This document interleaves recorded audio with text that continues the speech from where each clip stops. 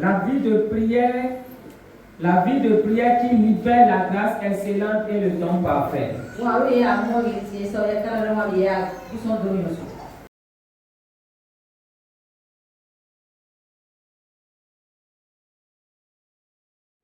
Gloire à Jésus-Christ. Donc dans cette série-là,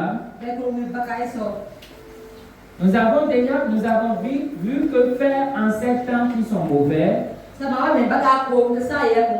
c'est le premier thème. Et nous sommes sur le second thème. Quelques conditions pour une vie de prière efficace. Quelques conditions pour une vie de prière efficace. Je nous exhorte à ouvrir nos Bibles, à avoir nos cahiers, nos bics à côté. Gloire à Jésus-Christ. Quand on parle de vie de prière efficace, c'est une vie de prière qui produit de résultats. C'est une vie de prière qui donne des fruits palpables, tangibles qu'on peut voir. C'est une vie de prière exaucée. Tu as fait 10 prières, 10 requêtes de prière, tu as eu 8, 9, 10 exaucements. C'est ça qu'on appelle l'efficacité. Tu es efficace dans la prière. Ce n'est pas faire 10 requêtes de prière et avoir un seul exaucement. Ça, ce n'est pas l'efficacité. Et donc, pour avoir nos prières, nos requêtes, nos prières exaucées, même si notre Dieu est le Dieu qui écoute les prières, il n'exauce pas forcément toutes les prières. Il y a des conditions que Dieu lui-même veut que nous remplissions pour que nos prières soient exaucées. Même s'il arrive que nous ayons des exaucements, il y a des gens qui ont des exaucements sporadiques de temps en temps et peuvent se réjouir, rendre grâce à Dieu. Ce que nous sommes en train de voir aujourd'hui, et d'ailleurs on a vu le mercredi dernier, on a commencé, c'est un style de vie de prière exaucée. C'est ça l'efficacité. Et le mercredi dernier, nous avons vu 3 conditions. La première condition que nous devons remplir pour que nous puissions être exaucés, donc avoir la grâce excellente et le don parfait de Dieu, il nous faut nous rapprocher du trône de la grâce. Il faut que nous venions au trône de la grâce. Notre Dieu est un roi. Il a un royaume. Et tout roi a un trône. Et le trône de Dieu est établi sur quoi? La grâce. Pas sur les efforts. Pas sur la loi. Pas sur les mérites personnels. Pas sur une sainteté, une pureté que nous venons prévaloir. Même si notre Dieu, notre Père, qui est saint, demande à ce que nous soyons saints, que nous marchions dans la sainteté, la pureté, la vérité. On ne va pas vers lui en lui brandissant cette sainteté pour recevoir de lui. Un enfant bariba qui vit comme bariba ne peut pas aller voir son père pour dire parce que je vis comme bariba, donne-moi ci, donne-moi ça, donne-moi ça. S'il ne vit pas comme bariba, il est un déraciné, il est un vagabond. Est-ce qu'on se comprend? Mais le fait qu'il vive comme un bariba n'est pas un mérite, un sujet.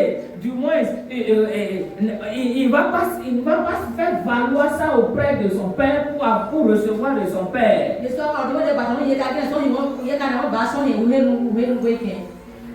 Amen. Nous devons marcher dans la sainteté, dans la pureté. Marcher avec Dieu. Ça, c'est parce que nous avons la nature de Dieu. Et ne pas marcher comme ça, c'est que nous sommes des enfants bâtards. Mais lorsque nous sommes enfants de Dieu, Dieu nous dit approchez-vous du trône de la grâce, approchez-vous. Hébreux 4:16 dit approchons-nous du trône de la grâce afin d'obtenir miséricorde et pour être secouru dans nos besoins. Si tu ne viens pas à ce trône, tu ne peux rien en avoir. Donc la condition, il faut t'approcher. Et quand tu t'approches, tu dois aussi avoir la foi. Pas la foi pour recevoir d'abord chez Dieu, on va voir ça là plus tard. Mais la foi pour reconnaître qui Dieu là il est. Tu t'approches de quelqu'un, tu dois avoir la foi en ce qu'il est. La révélation de ce qu'il est. Et tu dois prendre conscience qu'il est le Dieu de grâce excellente et du don parfait. Donc il est et il a ce que tu veux lui demander. Ça c'est ce premier niveau de foi. Du moins, c'est dit, quand je dis avoir la foi dans ce qu'il est là, je cite maintenant, il est le Dieu de grâce excellente et du don parfait. Tu dois croire ça.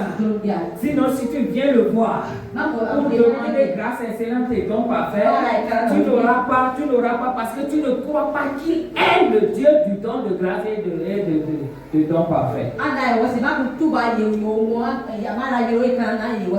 Deuxièmement, tu dois croire qu'il est un roi à tout. Dans un royaume, tout appartient au roi, rien n'appartient aux citoyens. Tu dois croire en cette vérité-là pendant que tu t'approches. Et maintenant, troisième condition, tu dois avoir la révélation de Dieu comme Père. On ne vient pas pour dire Dieu d'Abraham, Dieu d'Isaac, Dieu de Jacob, Dieu de ci, Dieu de ça, c'est dépassé. Il est quoi pour il est ton oncle? Ou bien il est ton arrière-grand-père? Non, frère et soeur. Le Dieu d'Abraham, le Dieu d'Isaac, le Dieu de Jacob, c'est pour ceux de l'Ancien Testament. Dans la nouvelle alliance,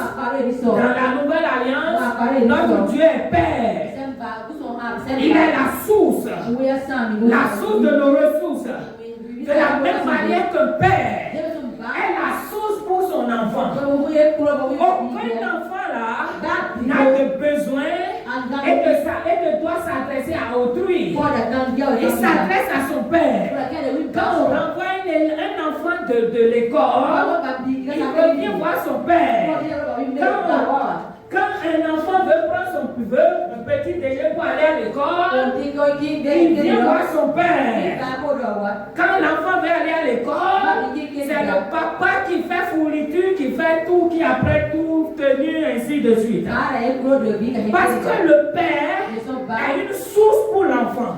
Et au-delà d'être une source de finance, une source matérielle et financière pour l'enfant, tout père est son responsable. Doit être aussi une source de quoi? Une source de bonne moralité. Une source d'inspiration. Une source de réconfort.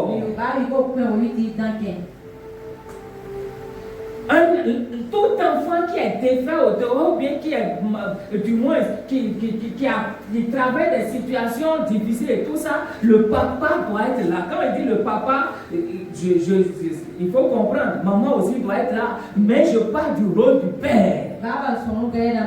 Le père doit être là pour son enfant, pour écouter son enfant, pour remonter le moral de son enfant, pour établir les vertus dans son enfant, pour apprendre à l'enfant comment vivre de façon responsable dans la société. Mais malheureusement, dans notre société, nous avons la notion de père, là, c'est entre griffes. À 17 ans, 18 ans, on court à gauche, à droite, on enseigne, on devient papa. On n'a pas la notion du sens de responsabilité. On ne sait pas ce que c'est que gérer femme ou gérer enfant. Mais le vagabondage amène maintenant cette responsabilité brusquement. On ne s'était pas apprêté pour. On ne s'était pas préparé pour. On ne s'était pas équipé pour. Et maintenant, voilà les dégâts maintenant. C'est ça le problème de notre société. On n'a qu'à construire des infrastructures. Si on ne règle pas le problème du capital humain, rien ne va changer. Et c'est la raison d'être de l'Église. C'est la raison d'être de l'Église. L'Église est là pour faire quoi? Pour remettre la notion de père à sa place et l'inculquer aux membres. Célibataire, tu es ici, célibataire, tu es ici, non célibataire, tu as femme, tu as enfant, il faut comprendre. Pourquoi? Parce que ton enfant que tu as éduqué et à qui tu n'as pas inculqué la notion de père, lorsque cet enfant devient enfant de Dieu, et qu'on l'enseigne maintenant que Dieu est père,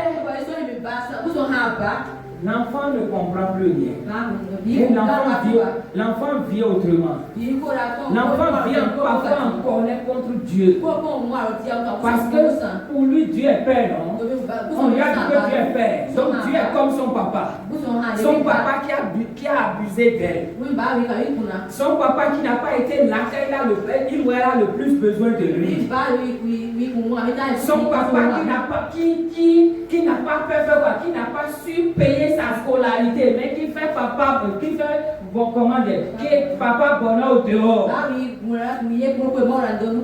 Et pour lui, son Dieu qui est père, là, pour lui, là, il est comme son papa qui passe de bar en bar, qui prend de l'alcool en alcool,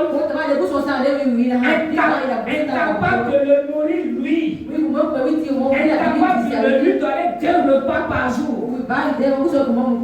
C'est ça le gros problème que nous avons. C'est pour ça que nous avons le problème dans la prière. Beaucoup ne vont pas vers Dieu le Père dans la prière parce qu'ils ne comprennent pas. Leur relation entre eux et leur Père naturel, ils amènent ça dans le spirituel. Un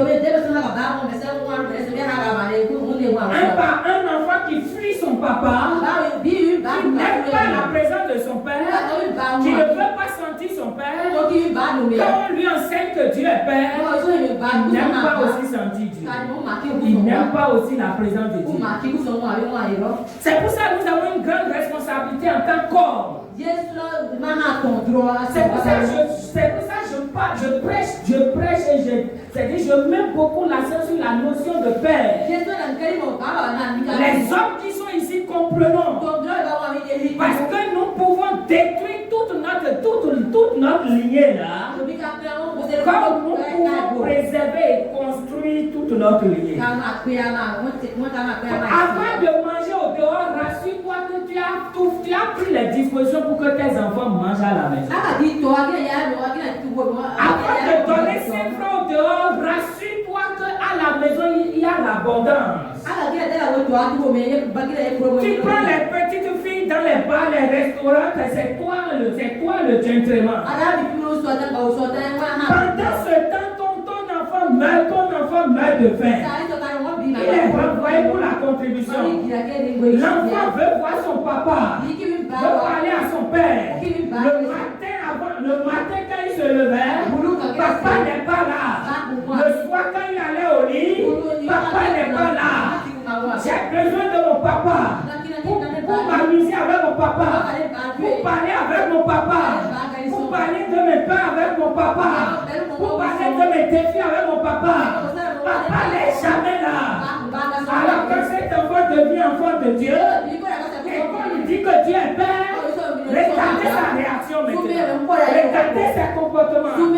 C'est pour ça, beaucoup de choses se passent dans nos églises. Frères et sœurs, reprenez la responsabilité de votre vie. En tant que père de votre famille, s'il vous plaît, frères et sœurs, c'est très important. C'est très important. Tout parent chrétien doit faire asseoir ses enfants, enseigner, éduquer ses enfants, montrer la voie, le chemin du salut à ses enfants, parler de Jésus à ses enfants, prier avec ses enfants. Le problème, c'est que nous avons des enfants pour avoir des enfants. Nous sommes issus de la mentalité où il faut avoir beaucoup d'enfants parce que les enfants sont la main d'œuvre. Les enfants vont travailler au champ. On a 10 enfants, on a 12 enfants, on a 6, 8 enfants, mais on n'a pas pu même éduquer un seul. Voilà le problème maintenant pour l'État, le problème pour la société et le problème pour l'Église. Frères et sœurs, comprenons très bien. C'est pour ça moi-même qui vous prêche. Je me remets en cause. Est-ce que je suis un bon père pour mes enfants? Est-ce que mes enfants peuvent dire j'ai un bon papa? Est-ce que mes enfants peuvent dire je veux suivre le Dieu de mon papa? Est-ce que mes enfants peuvent dire je veux servir le Dieu de mon papa? C'est une grande responsabilité pour moi. C'est une grande responsabilité. C'est pourquoi j'ai décidé, le temps que je veux consacrer à ma famille, aucun membre de l'église ne prendra ce temps. Passé, c'est passé. Le passé, on a couru dans tous les sens pour les membres. On a dit pour les membres. On a négligé notre famille. Ce temps-là est dépassé. J'ai prié avec une soeur ici. Je devais finir à une certaine heure. On devait déborder, mais je l'ai dit. Simplement, elle m'a compris. J'ai dit, je dois travailler un peu parce qu'à telle heure, il faut que je sois avec mes enfants. Donc, je ne peux pas déborder. Je ne peux pas faire beaucoup de temps en plus de temps que j'ai prévu. Vous devez vous discipliner comme ça. L'argent, le travail ne doit pas vous empêcher d'avoir du temps pour votre famille. Vous devez... Les amis au dehors, sur les tables de pelote, de ludo, de cartes, je ne sais pas, les cabarets, tout ça là. Ne doit pas avoir le temps de votre famille.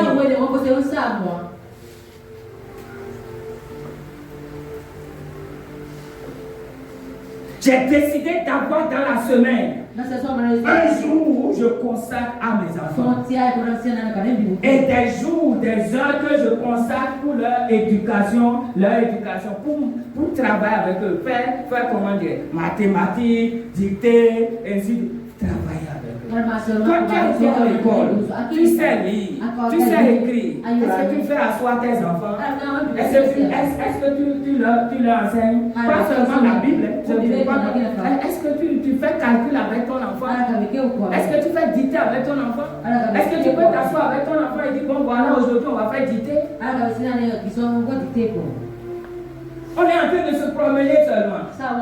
Parfois on court derrière l'argent. Et nous sommes en train de détruire ceux-là qui vont prendre notre relève. Le moment où tu n'auras plus la force de chercher l'argent comme tu le cherches aujourd'hui, ta douleur sera grande. Et tu risques de mourir avant ton temps. Parce que c'est le moment où tu vas récolter tout ce que tu as semé aujourd'hui. Beaucoup de parents se plaignent de ce que leurs enfants ne viennent pas les voir, ne les visitent pas, ne passent pas du temps avec eux. Ils oublient qu'au moment où les enfants aussi avaient besoin de une tépara. Dans certains pays, on met les parents âgés là. On a créé une maison de retraite. Et les enfants ne viennent même pas. Les enfants ne te gardent pas. Va à maison de retraite. Et là-bas encore, les enfants ne vont pas là-bas. Pourquoi? Tout le temps c'est argent. Tout le temps c'est ci. Et maintenant, ces pays veulent maintenant amener ça aussi au Bénin. Et c'est ça qui se passe. On court tout le temps derrière l'argent. On court tout le temps derrière les contrats. Je n'ai pas dit que l'argent cherché là c'est mauvais. Non. Il faut chaque chose à sa place, frère et soeur. À quoi sert d'avoir l'argent si celui pour qui tu as cherché l'argent elle défait, elle détruit. Intérieurement, il n'y a rien. À quoi ça sert? À quoi ça sert de nourrir quelqu'un qui soit une catastrophe pour la société demain? Beaucoup de ceux qui se prostituent, de ceux-là qui sont des caïmans, qui sont ci, qui sont ça, qui volent les autres. Vous pensez qu'eux tous ont voulu faire ça? Ils n'ont pas eu un père pour les éduquer. Ils n'ont pas eu une autorité de père, une autorité paternelle qui puisse leur dire non. C'est le chemin ça. Arrête-moi ça. Quand ils avaient commencé petitement, personne n'était là. La voix du père n'était pas là pour gronder.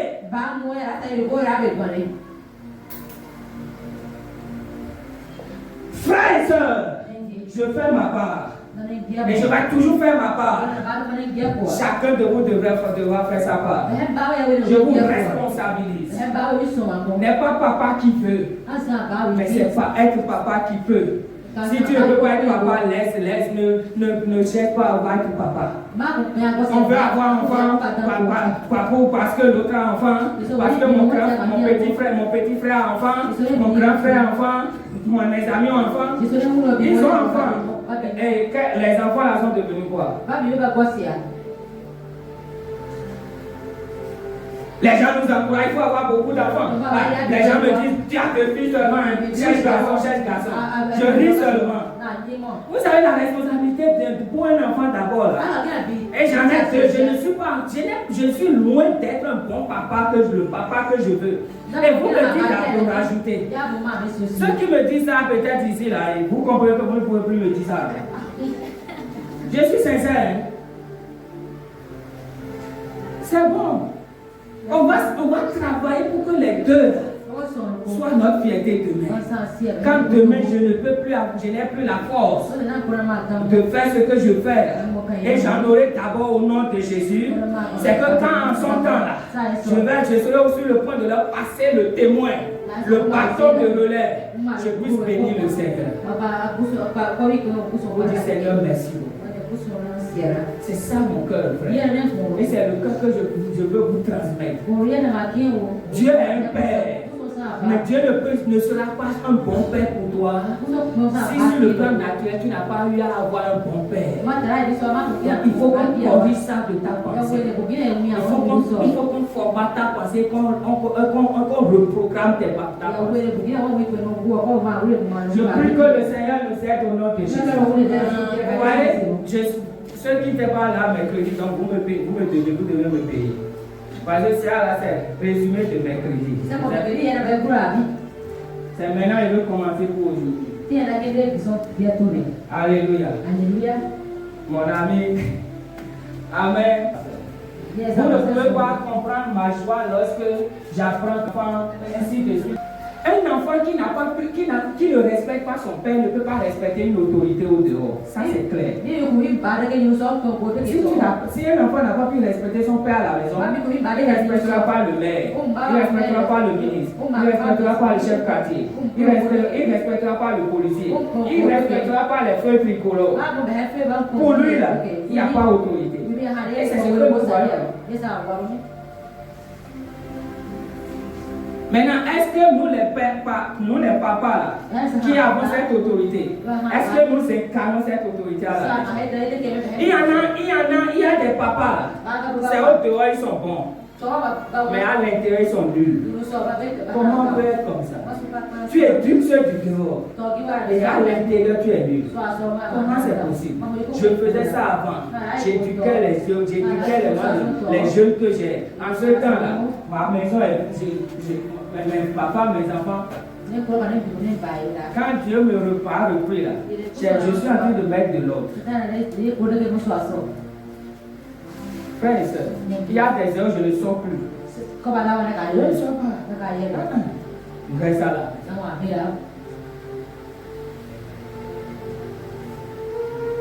Il y a des heures où tu ne dois plus sortir. Tu ne dois plus sortir à 0 heures.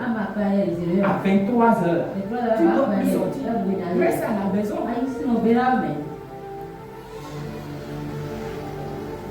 Prie avec tes enfants. Joue avec eux.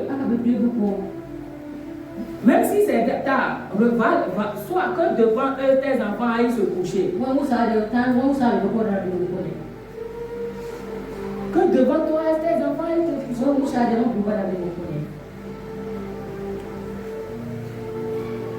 La même chose est aussi pour l'église. Quand vous avez un pasteur qui ne vous éduque pas, vous devez fuir.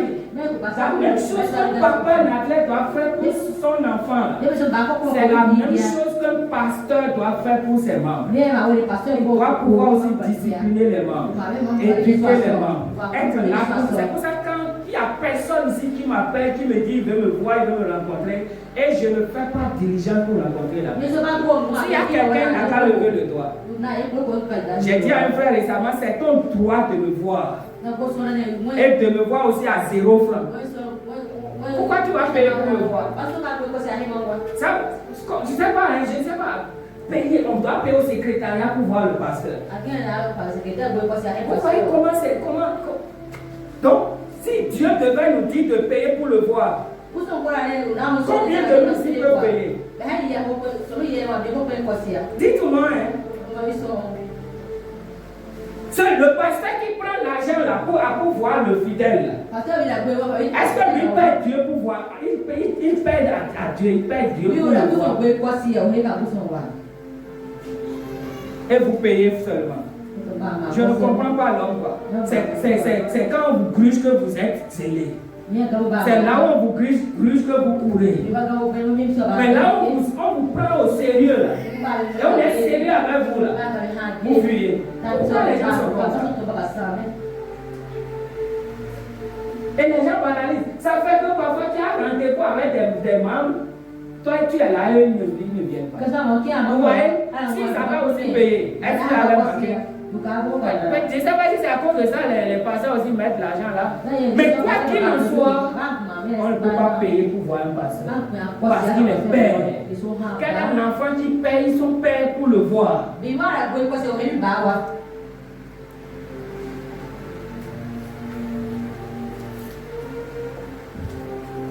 Gloire à Jésus-Christ. Gloire au Seigneur Jésus. Dites-moi amen. Amen. Amen. Est-ce que nous sommes ensemble? Balance les mains si nous sommes ensemble. Même si tu n'es pas totalement d'accord, ce n'est pas grave. Gloire à Dieu. Plus que le Seigneur t'aide. Et que le Seigneur m'aide aussi. Dans le nom de Jésus. L'enseignement, ce n'est pas pour nous condamner. Mais c'est pour nous réajuster. C'est un réajustement. Moi, je me réajuste. Alléluia. Gloire à Jésus-Christ.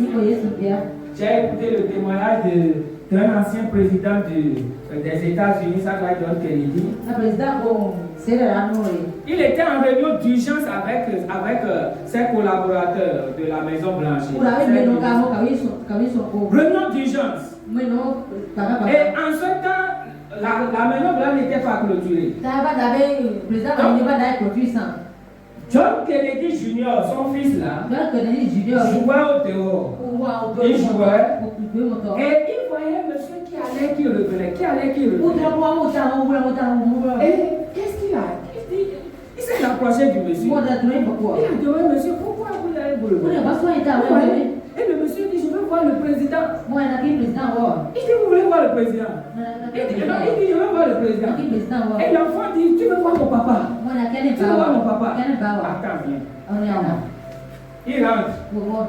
Il rentre dans la chambre. Dans la salle de conférence, John Kennedy est avec ses collaborateurs.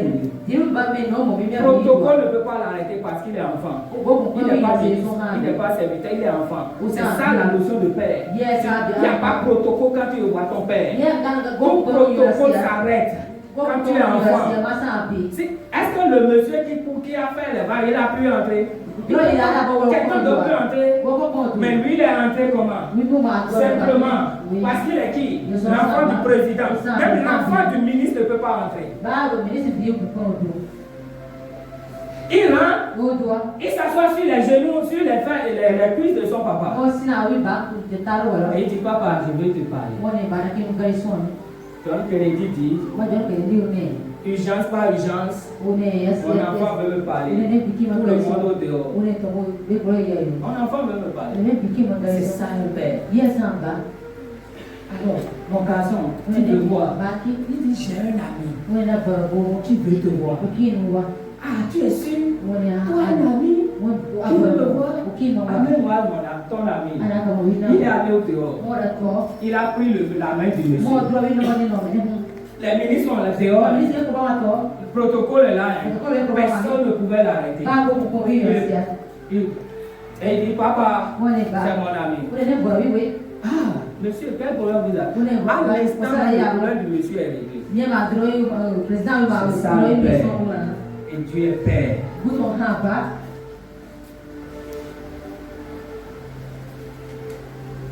Amen. Amen. Est-ce que tu comprends? Quatrième condition. Matthieu 6, 5 à 7.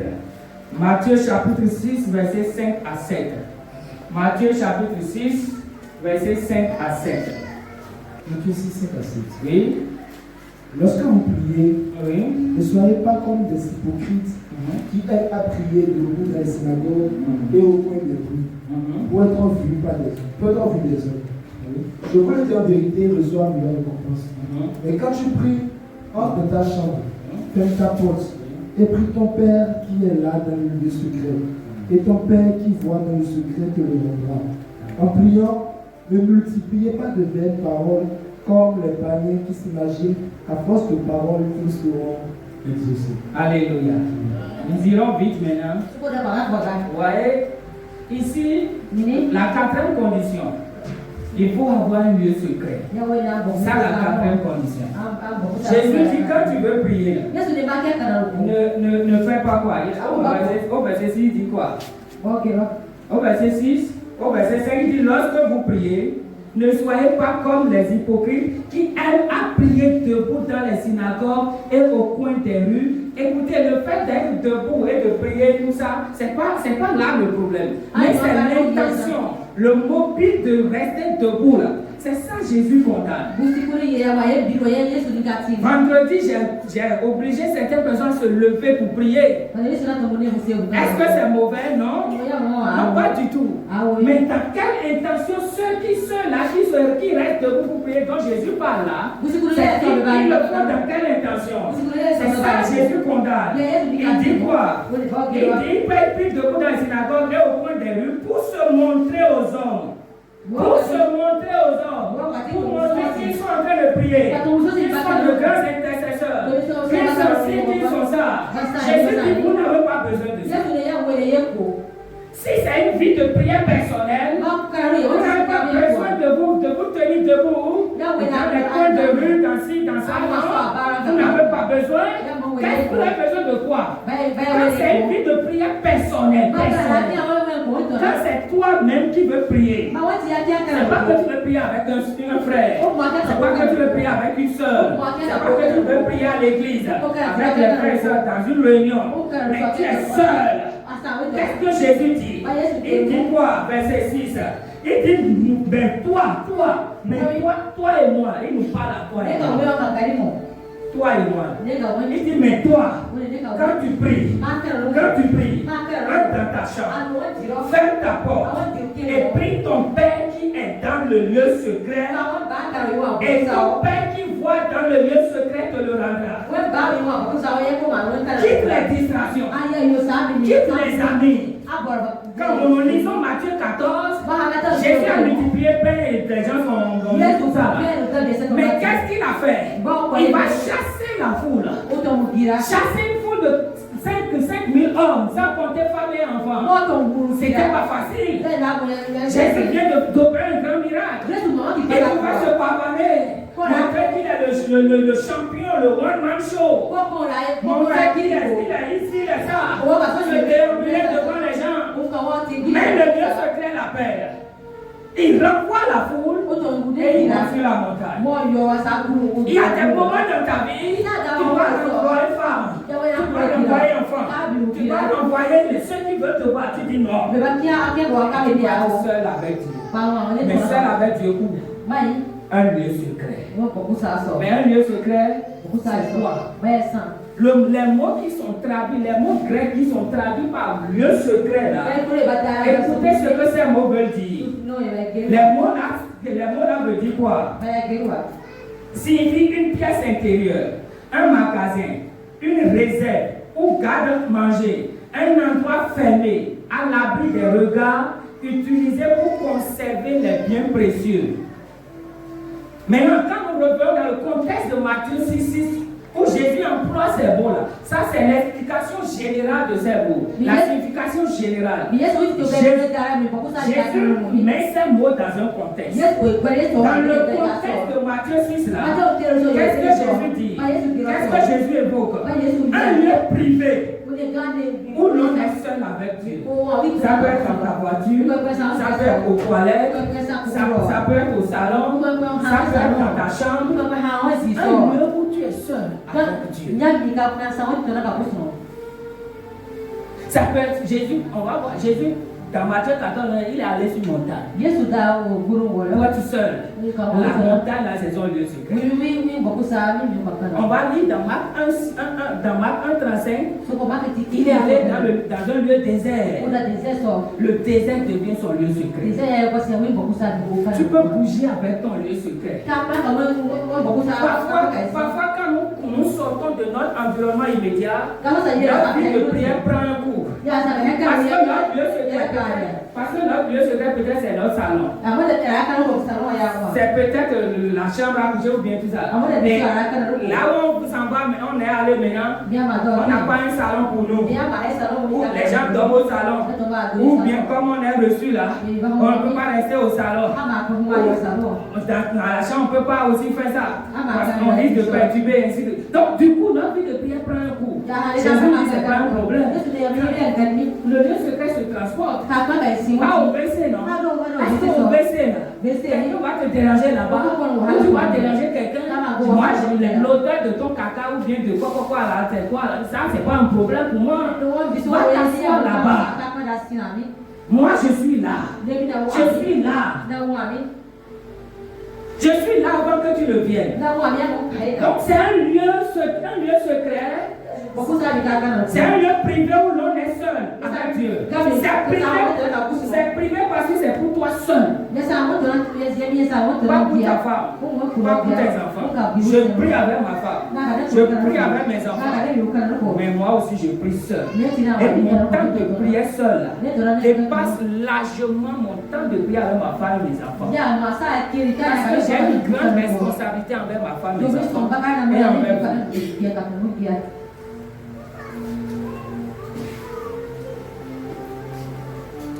Gloire à Jésus-Christ. C'est un endroit de recueillement loin des regards des autres.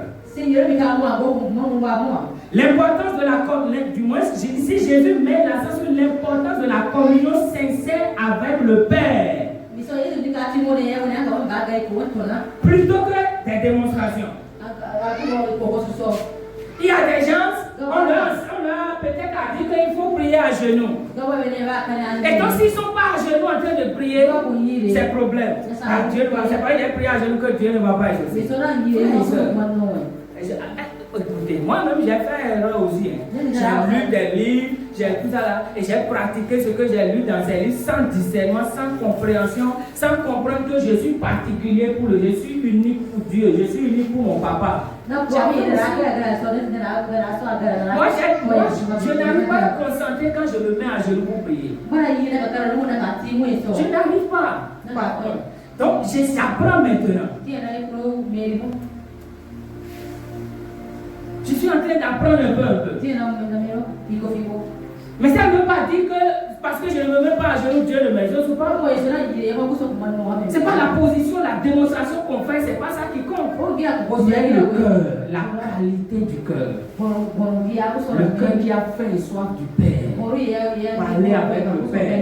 Tu peux être assis, tu ton caca comme ça, parler à ton Père. Il est là. Alléluia. Alléluia. Jésus n'enseigne pas qu'il faut absolument Du moins, Jésus n'enseigne pas qu'il faut absolument prier dans une pièce fermée, non. C'est-à-dire, ce n'est pas dans un endroit fermé forcément que Jésus a dit de prier, non. Sur la montagne, là, est-ce que montagne, là, c'est un endroit fermé? Désert, là, c'est un endroit fermé. Non, pas du tout, frère. C'est pas ça, en fait. Quand il dit lieu secret, ou dit ferme ta porte, ça ne veut pas dire un endroit fermé. Tu fermes la porte de ton cœur à distraction. Tu fermes la porte de ton cœur aux étrangers, aux enfants, à ta femme, à ton mari qui peut-être chercheront à faire quoi? À te distraire. Tu fermes la porte à la télévision. Tu dis aux enfants, arrêtez la télévision. Tu fermes la porte aux réseaux sociaux en éteignant ton téléphone ou en mettant sur mode avion ou bien sur silencieux. Parce que tu ne peux pas être distrait. C'est ça, fermer la porte. Fermer la porte de ces pensées aux pensées inutiles. Gloire à Jésus-Christ. Donc Jésus n'enseigne pas qu'il faut forcément, qu'il faut absolument prier dans une pièce fermée. Non. C'est pas ce qu'il dit. Il met l'accent sur quoi? La sincérité de la prière. Une relation personnelle avec Dieu. Une recherche de Dieu sans désir d'être vu. Ou admiré par les autres. Une recherche de Dieu sans le désir d'être vu ou d'être admiré par les autres. Ce désir ardent, la recherche de Dieu.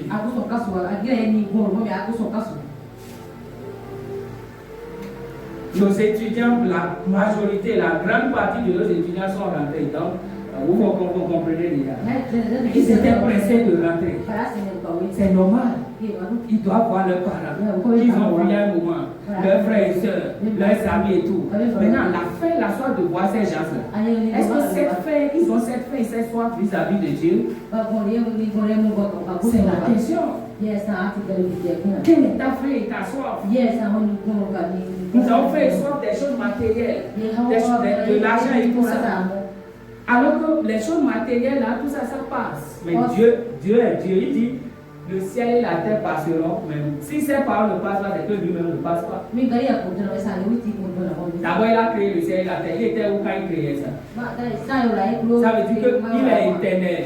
C'est pour ça que Colossiens 3, verset 1 nous demande de rechercher, d'avoir faim et soif des choses éternelles. Combien de fois toi-même tu t'es assis 2 heures de temps avec ta Bible, méditant et priant, 2 heures, même c'est beaucoup, 30 minutes. 45 minutes seul. C'est un fardeau pour nous. Mais maintenant, nous on se plaint maintenant que les choses ne vont pas bien. On se plaint parce qu'on n'a pas ci, on n'a pas ça. Dieu est un père, tout père des principes. Tout père responsable des principes. Ce sont les pères responsables. Là maintenant c'est quoi? Les enfants peuvent faire ce qu'ils veulent, ils s'en foutent. Non. Dieu est un père responsable. Si tu te demandes, sans te conformer à son principe, il ne te donne pas. Si tu demandes mal, pour toi-même, pour ton orgueil, on va voir ça, il ne te donne pas. C'est des principes. Combien de fois toi seul, tu as fait ta nuit, ta veillée de prière, ou ton jeûne de prière? Nous jeûnons, on ne mange pas. Maintenant, combien de fois nous avons jeûné on a jeûné de télévision, on a fait jeûne de télévision, jeûne de rapports sexuels, jeûne de ci, de ça, ne serait-ce que pour prier. C'est-à-dire, tu dis, je ne regarde pas la télé. Tu dis à ta femme, tu vas te calmer pour un certain temps parce que je veux me consacrer. Et vous entendez. Tu vois, c'est ça, jeûne. Le jeûne, ce n'est pas seulement ne pas manger de la nourriture. On va voir le jeûne après. Frères et sœurs, il n'y a pas ce problème que ton papa ne peut pas résoudre. Mais est-ce que tu as le temps pour ton père? Est-ce que tu as le temps pour aller vers lui? Pour parler avec lui comme on parle à son père? C'est le gros problème. Le lieu secret est à la fois un endroit physique propice à l'intimité avec Dieu Et une attitude de cœur où le croyant recherche la présence de Dieu seul.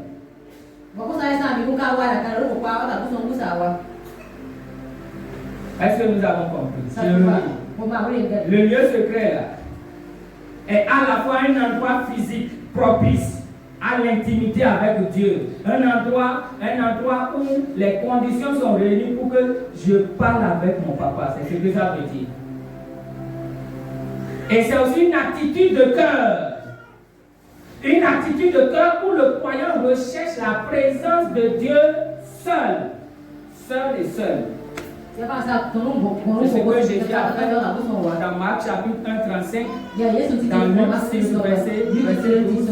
On va lire ces deux versets et on va s'arrêter là. Marc 1, 35, Luc 6, verset 12. Par la grâce de Dieu, mercredi, ne manque pas, nous allons continuer.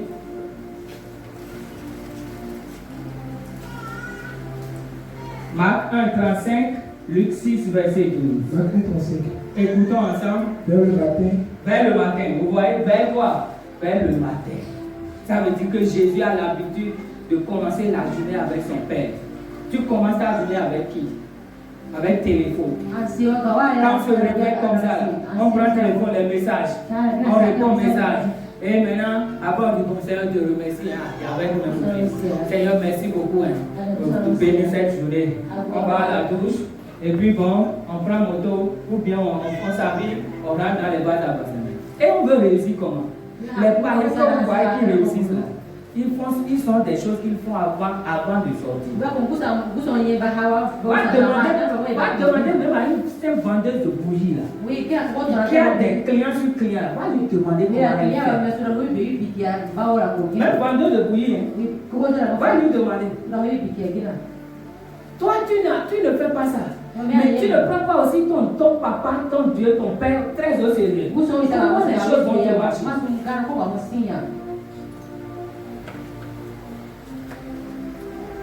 Ils sont regardez, il y a certains là, 4 heures déjà, vous entendez leur voix. 4 heures. Toi, tu ronfles encore. Eux, ils sont en éveil. Et c'est pourquoi ils dominent le commerce. Ils dominent l'économie. Toi, tu dors. Et ils ont tout fait. Avant que tu te réveilles, ils ont déjà tout pris. Tu n'as rien. Ils ont pris tes clients, ils ont pris tes fournisseurs, ils ont pris tes marchés, ils ont pris tes contrats, ils ont pris... Il faut te lever matin. Oui, frère.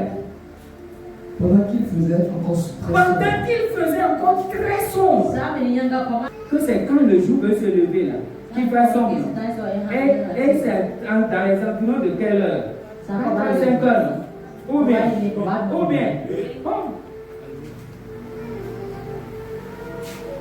Je veux te donner un conseil. J'ai donné le conseil, j'ai donné à mes amis. Et maintenant ça leur marche. Pour que ça leur marche toujours. Et qu'ils deviennent fidèles aussi au nom de Jésus. Entre 0 à 6 heures, lève-toi. T'es fini ton heure, lève-toi. Si c'est 1 heure, 0 heure, 1 heure, 2 heures, 3 heures. Et progresse. Oui. Il se leva et sortit pour aller dans un lieu désert. Dans un lieu désert. Le désert est devenu son lieu secret. Partout où tu es, tu peux avoir un lieu secret. Oui. Verset 12. En ce temps-là, Jésus se rendit sur la montagne pour prier. Vous voyez, il se rendit sur la montagne. Pour faire quoi? Baisse la tête, parle au Seigneur. Demande au Seigneur de t'aider. Demande-lui de t'aider.